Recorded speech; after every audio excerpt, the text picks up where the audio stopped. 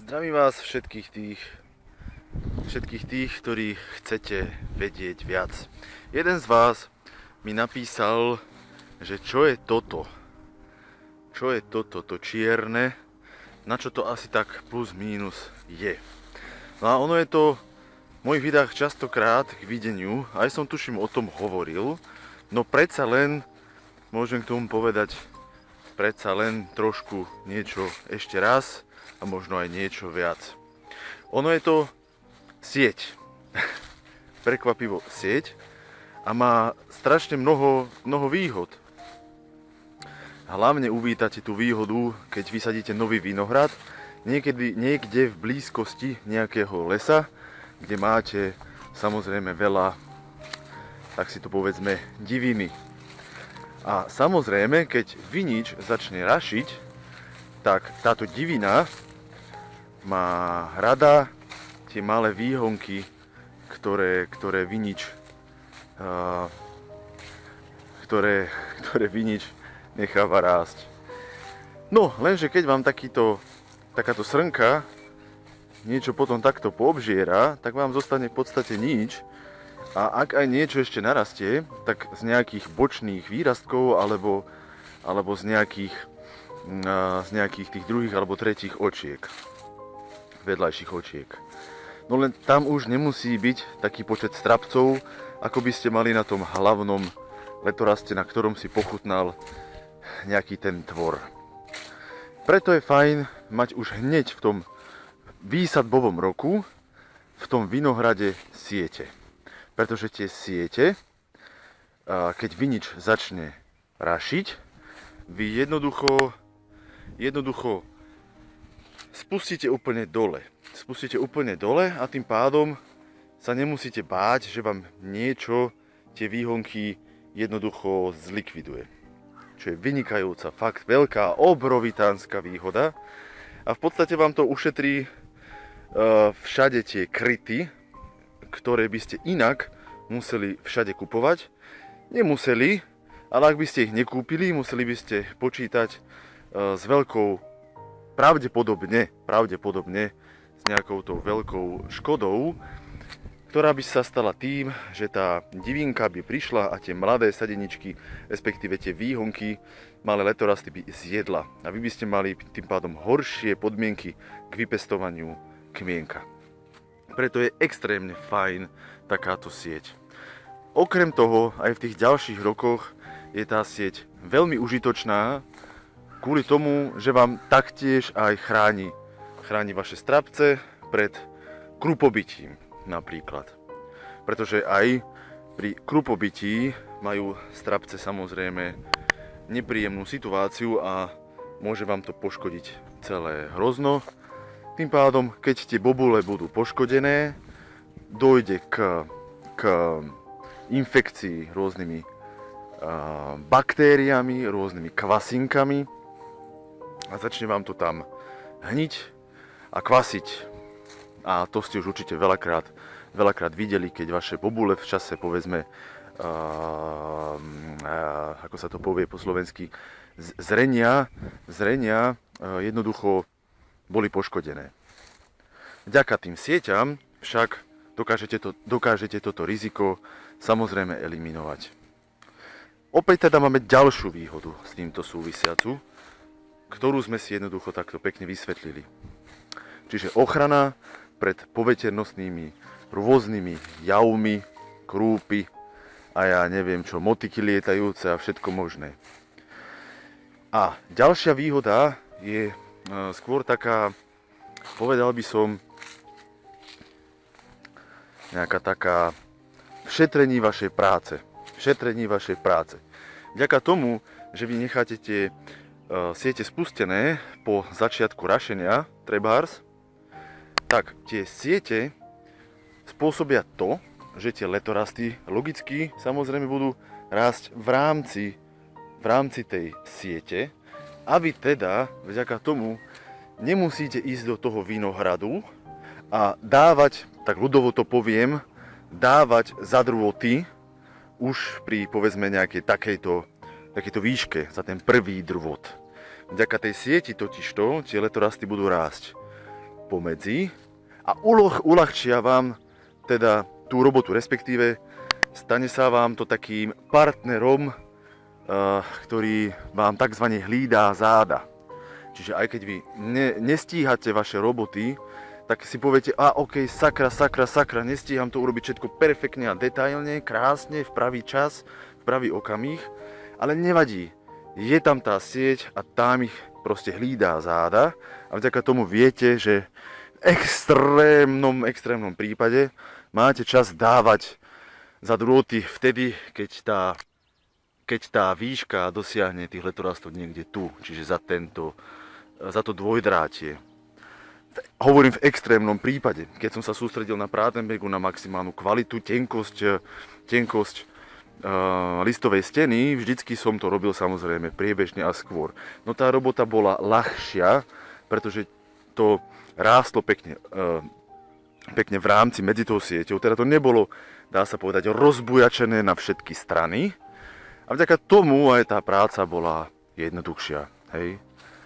Takže tak, viete vďaka tým sieťam teda ešte manipulovať s nasadením rôznych prác vo vašom vinohrade, čo vám veľakrát môže zachrániť vašu kožu, tak by som to povedal.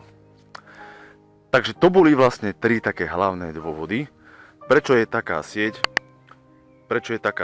aj vo vinohrade naozaj veľmi vítaná vec a hlavne pokiaľ ste v blízkosti lesov, prípadne na rôznych odľahlých miestach, kde je veľa divinky. A Pratenberg napríklad, ale aj Steigerhof tu, takým miestom samozrejme bol a tam fakt nebol problém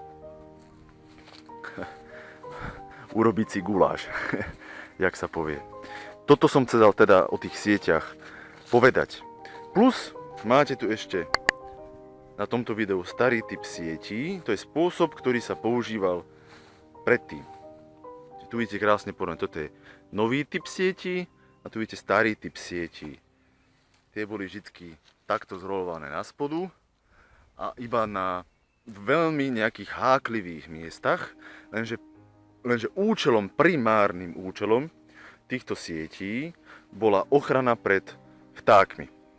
Preto sa nasadzujú až v tých posledných robotách vo vinohrade pred vinobraním.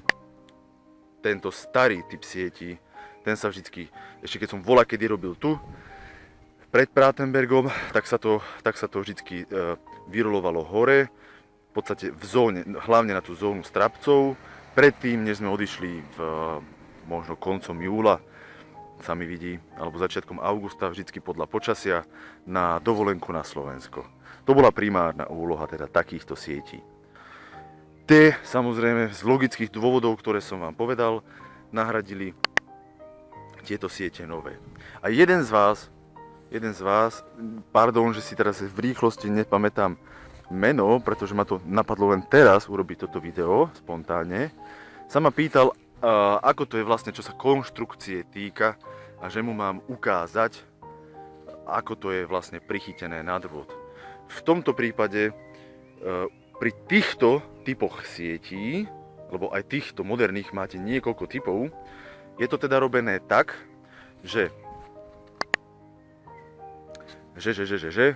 toto tu, cez čo rolujete, to sa takto otáča hore, hej, potom, tak tam je roxorová tyč, dlhá roxorová tyč, preto aj tá váha, si predstavte, na celú tú dĺžku toho riadku je naozaj veľká a vyroluváva sa to, hneď vám to ukážem, tu na začiatku. Na to máte taký špeciálny, ako sa to teraz rýchlo povie, hébl, na Slovensku nejaká páka, ktorú vrazíte sem a potom prostredníctvo tej kľuky, to potom vyrolujete sem a týmto hákom to v tej vrchnejšej polohe zaháknete, vďaka čomu vám potom tá sieť drží. Tá sieť je pripevnená na vrchnom, na tom predposlednom dvojdráti, hej. Tuto máme najvrchnejšie dvojdrátie, dvojdrôtie po slovensky a tu je druhé, predposledné dvojdrôtie.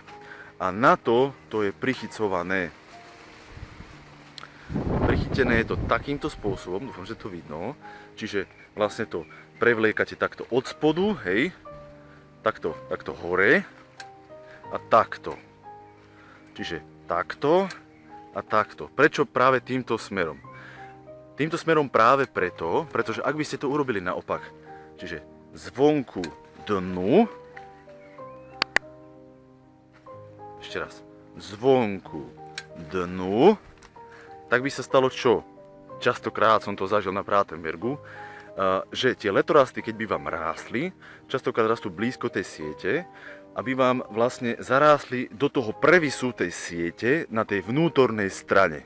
A preto by nerástli rovno, ale kadeľako potom do tej siete takto do bokov. Preto sa to teda robí zvnútra, von, vznútra, von a je to takýmito želieskami, krúžkami pripevňované na ten drôt. A na to sú také kliešte, pneumatické kliešte, čiže nastlačený vzduch, ktorými to robíte tik, ťuk, ťuk, ťuk.